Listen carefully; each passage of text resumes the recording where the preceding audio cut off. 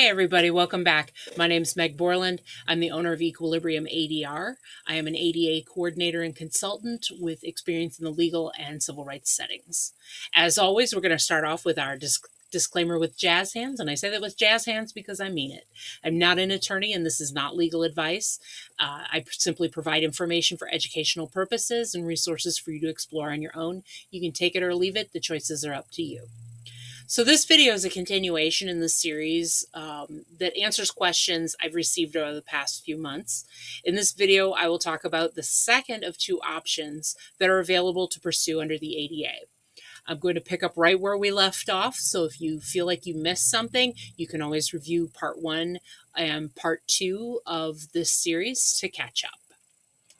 So we're going to say you've decided that going the route of a private lawsuit is not for you for any reason, and that's completely fine. Not everybody has the fortitude to go that way. Also, not everybody has the money to pay for a retainer or process legal fees, any of that type of things. So you still do have the option to file a claim with the Department of Justice. And we're going to go back to that ada.gov website. Okay, so we're on that general ada.gov website. What we are looking for here is this blue bar that runs across the middle here. All the way to the right of the different headings is file a complaint.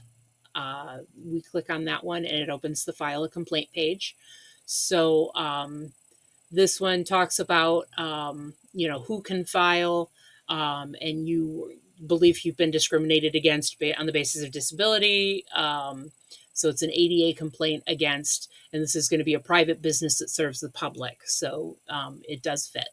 So further down, they say where and how to file your complaint. I had mentioned previously that employment, air travel, housing, those types of things also do kind of touch upon the ADA, but those are governed by specific other specific agencies. So EEOC handles employment issues. Department of Transportation is the airline stuff. Housing is going to be Housing and Urban Development. That's going to be also touching on the Fair Housing Act. Like I said, some situations can have overlapping laws that apply to them. So those are going to be governed by different agencies. What we are looking for here is where it says other issues. It's got this little icon here. I think that's supposed to be like a little courthouse type thing. And it's file with Department of Justice Civil Rights Division. That just bumps you further down the page. So there's two ways to file your complaint with the DOJ. The first one is online. That's going to give you the link there for the Civil Rights Division website. That'll take you over there. They'll have you fill out information, and then usually somebody will contact you afterwards. You can also fill it out by mail. If you prefer snail mail, that's absolutely fine.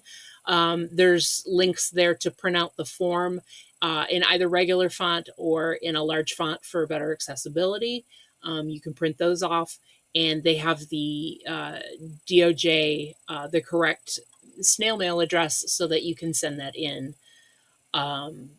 So after you submit your complaint, whether that's web form or snail mail, there's a few different options. They might direct your case a few different ways.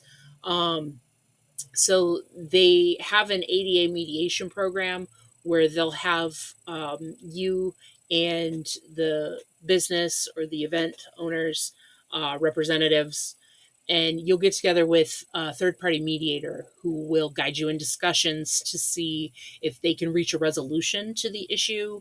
And that is all, because it's mediation, it's outside of the court system. It's not necessarily, it's a court adjacent, but it's not necessarily a legal proceeding. You have a lot more flexibility and a lot more control. If you like something, you can agree to it. If you don't like something, you don't have to agree to it. Mediation is voluntary. So that is an option that they may suggest. They also might contact you for more information to see about an investigation for something larger, like say there's a larger event that has a lot more people. If it's impacting more people, there is there is always the chance that the DOJ might open an investigation if they're seeing, a lot of people complaining against a particular business or event. So there could always be a further investigation on the part of the DOJ, which means they dig into it, see what's going on, kind of how the event or business handles things and all of that, like what policies, procedures, what types of things they have in place for the event, and how does that impact people with disabilities that are attending. So that has the potential to lead to its own lawsuit, and that would be the DOJ filing against the business or event name. We see those with larger, yeah, with usually with larger things that are impacting more people because it is a larger impact. So like I've seen those with school districts. I've seen those with larger corporations, those types of things. A larger ongoing event, or an event that has more egregious practices, that types of things, because if it's really impacting a good percentage of their disabled attendee population. So that's a possibility as well. They do state here they cannot, unfortunately, they cannot investigate every complaint. So some of them may simply get logged into their computers. Now, do not, if that were to happen and they said, I'm sorry, we can't proceed forward with this, don't take that as a bad thing, because if an event is we'll call them a bad actor. They have horrible policies. Maybe their staff isn't, they're not trained, so they're not treating people well, any of those types of things.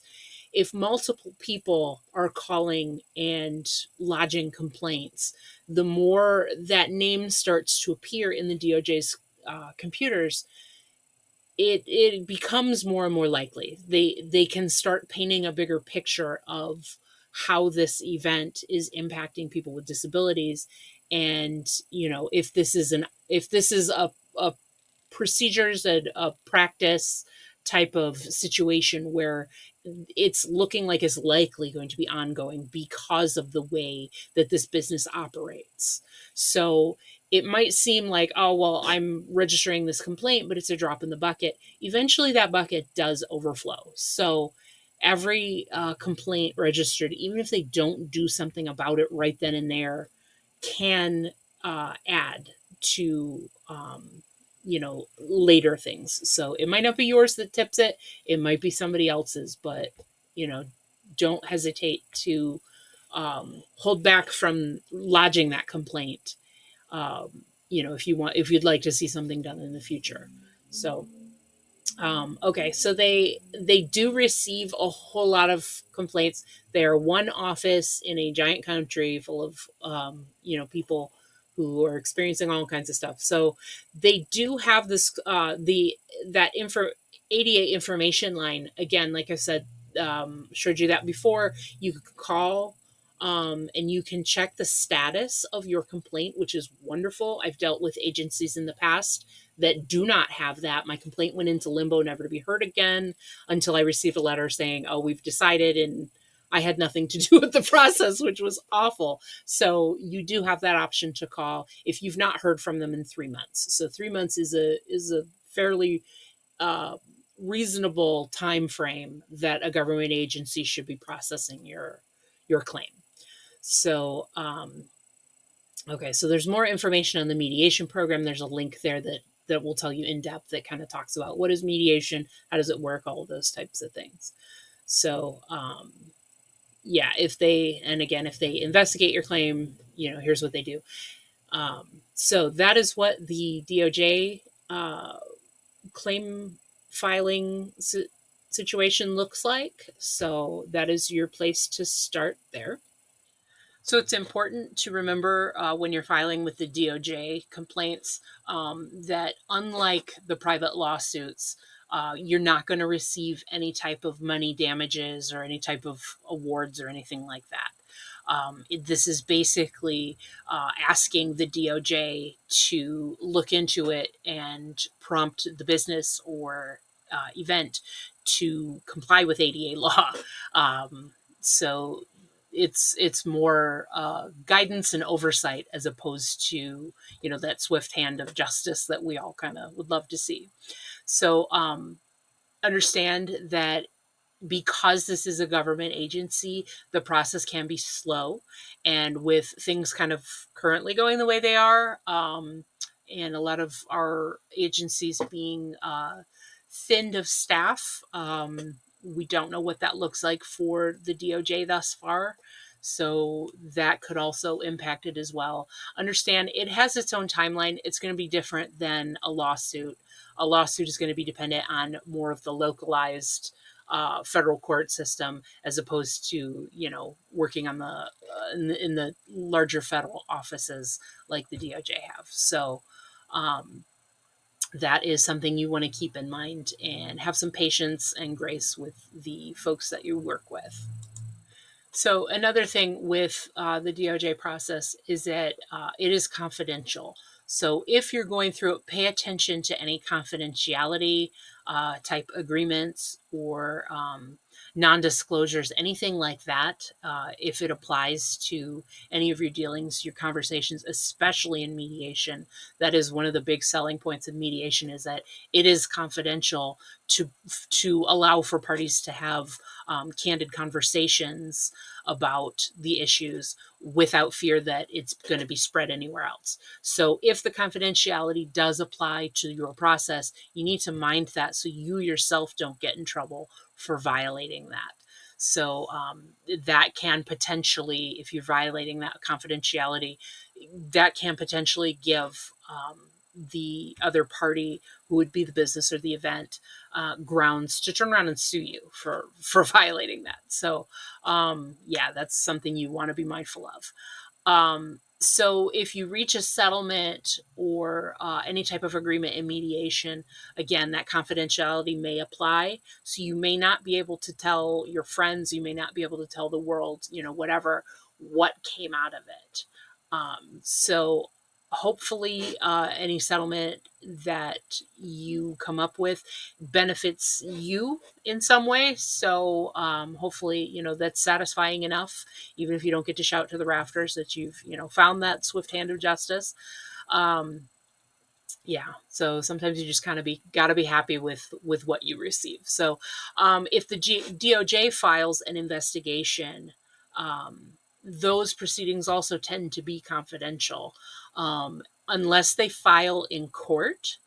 Those the court documents do tend to be a matter of public record if you know how to search those and you know how to read them. Sometimes you can kind of see how things played out towards the end, um, based on judgment entry, or notice of a settlement. Sometimes you'll be able to see what the court settlement involved. Sometimes you can't, but sometimes it is nice to find out what happened in the end when your process has gone off in another direction with the DOJ. So um, yeah, so those are a couple things to be mindful of.